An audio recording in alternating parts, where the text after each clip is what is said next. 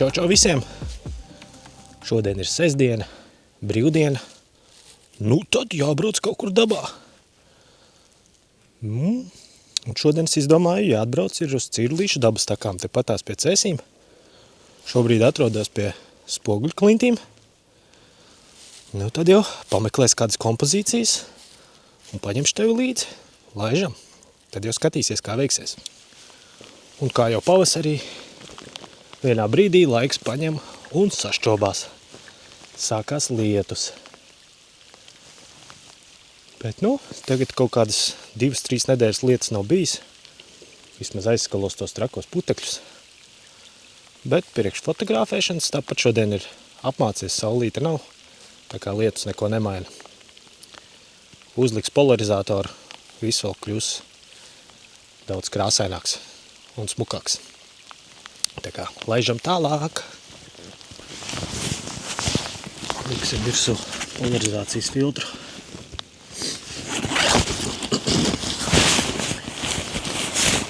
Un kur ir. Jo kā jau es daudzreiz esmu teicis, polarizācijas filtrs maina visu spēli šitādā laikā. Tā tas ir. Labi. Laižam.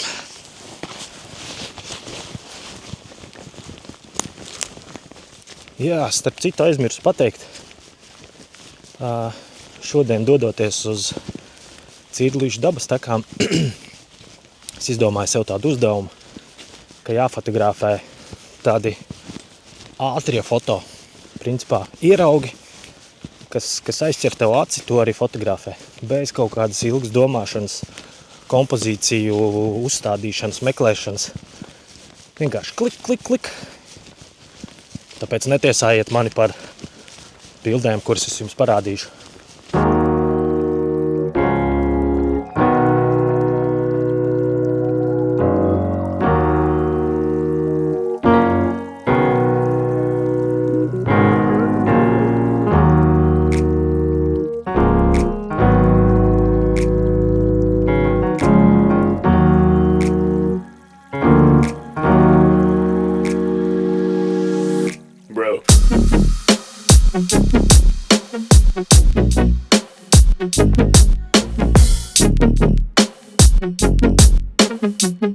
Be fucking real, man. Come on.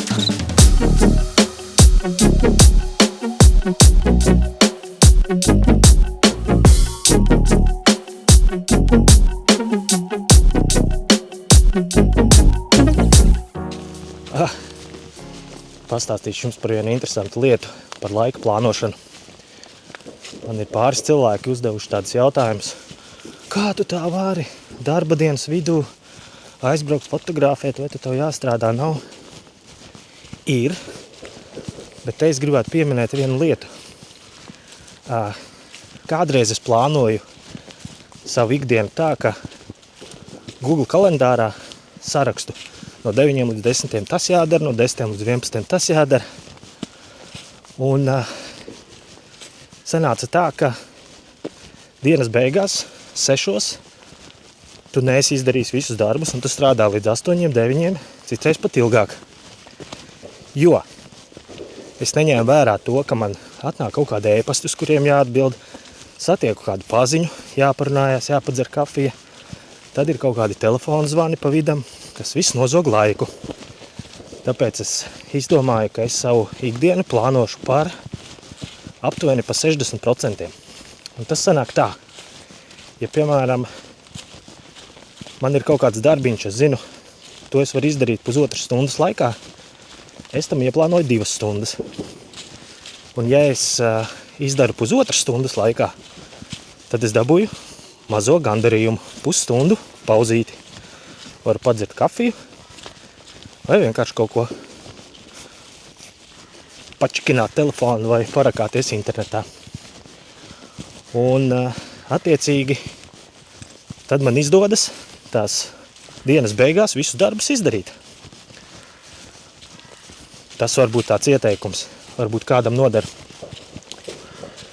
Runājot par to, ka es dienas vidū varu braukt kaut kur fotografēt, to visu es ieplānoju savā ikdienā kā darbu. Šajā gadījumā tas nevis ir tā kā darbs, bet tā kā apmācības. Jo man arī visu laiku ir jāmācās fotografēšanā. Tāpatās es ieplānoju laiku, kad es sēžu YouTube'ā, skatos kaut kādas apmācības pa bilžu apstrādi vai kaut kādām tādām lietām.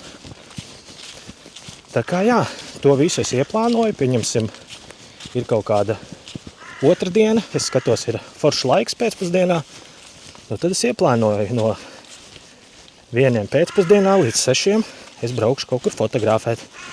Pie reizes arī uzfilmēšu kaut kādu video. Sanāk gan pamācīties fotografēt, gan padomāt par filmēšanu, pēc tam video montāžu. Nu, katrā ziņā viss šitais process ir mācīšanās. Un to es plānoju savā laikā iekšā. Tā kā jā, un cenšos, ja ir ieplānots, tad tajā dienā arī jābrauc. Nu, ja gadījumā kādam klientam tik steidzami vajag un nav variantu, tad, protams, es paņemu to darbiņu, bet parasti mēģinu neizjaukt šos plānus. Tā kā tā. Ceru, ka kaut kas tev no šitā noder. Ir jau marta otra puse. Un Ozolkalnā vēl ir sniegs. Nu, šitas jau izskatās līdz mājām te stāvēs. Vismaz. Lūk, arī bobsleja trase. Tepat pie Ozolkalna. Ozolkalna vidū. Ja nu kāds kādreiz grib atbraukt apskatīties, daļa no vecās bobsleja trases vēl ir saglabājusies.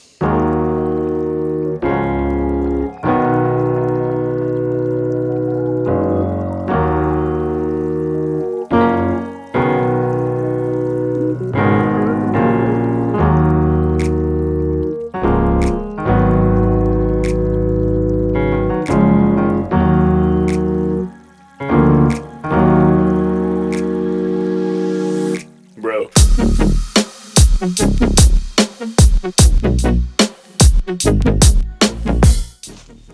Nu ko? Dodamies pie Līgavas. Be fucking real, man. Come on. Pirms brīža kāpjot Ozolkalnā, Ozolkalna vidū, sapratu, ka esmu pazaudējis mikrofonu. Šo te piespraužamo gāju lejā meklēt, bet viss tāds pelēks un raips. Domāju, ka diez vai atradīšu, bet labi, ka viņam ir tā pūciņa virsū. Pēc tās varēja pamanīt. Un runājot par pazaudētām lietām, pagājušā gada 11. novembrī biju aizgājis pa dienu pārgājienā. Atnācu mājās vakarā, un kā jau ierasts 11. novembrī, Cēsīs pils parkā izliek no svecītēm Latvijas kontūru. Nu, protams, jāiet safotografēt tas pasākums. Paņemu somu, un man somas sāna kabatā stāvēja GoPro 11.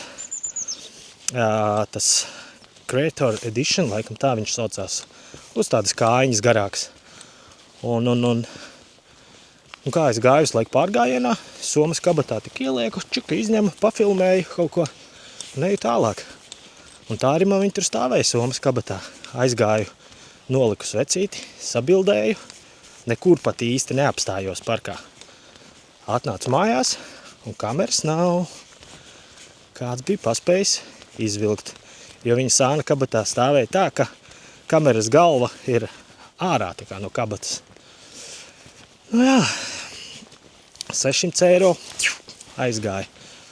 Bet, nu, ja tas cilvēks, kurš nospēra to kameru, šo te skatās, tad es vēlu viņam, lai vismaz filmē ar viņu. Nevis tā kā daudziem GoPro kameras stāv plauktiņā un krāja putekļus. Tā kā kartiņa ar tur bija iekšā, lai tev veicās. Savukārt, es tagad esmu ticis pie jaunas spēļmantiņas, jau vairākas nedēļas lietoju DJI Osmo Pocket 3. Uzraksti komentārā, vai tu gribi, lai es uztaisu apskatu par šo te kameru. Nu, tā kā padalīties ar savu pieredzi lietošanas. Tā kā droši ieraksti. Ja kas, varu arī uztaisīt un izstāstīt, ja kādam ir interesi pirkt.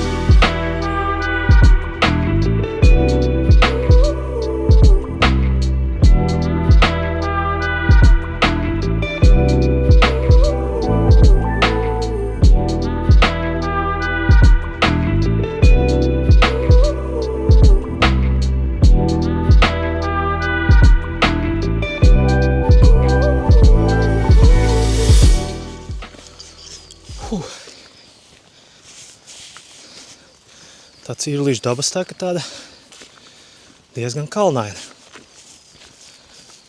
Mugura slapja. Bet nu tas gaiss pēc lietus mežā. Fantastika. Tiešām forši. Var just tev pavasara klātbūtni.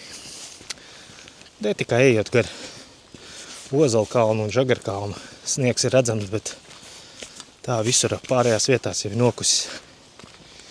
Yes, tuvojas pavasarīs! Super! Nu ko? Veiksmīgi esmu izstaigājis. Pāris stundiņas sanāca. Kopā kādi 10 kilometri. Nu ideāli, ko pēc sestdienas vēl var vēlēties. Bet nu, jābrauc mājās, jāmontē video, jāsataisa bildes, lai jums ātrāk šito visu var parādīt. Saku tev lielu paldies, ka biji kopā ar mani šajā nelielajā pārgājienā un tiekamies jau nākamajos video. Čau!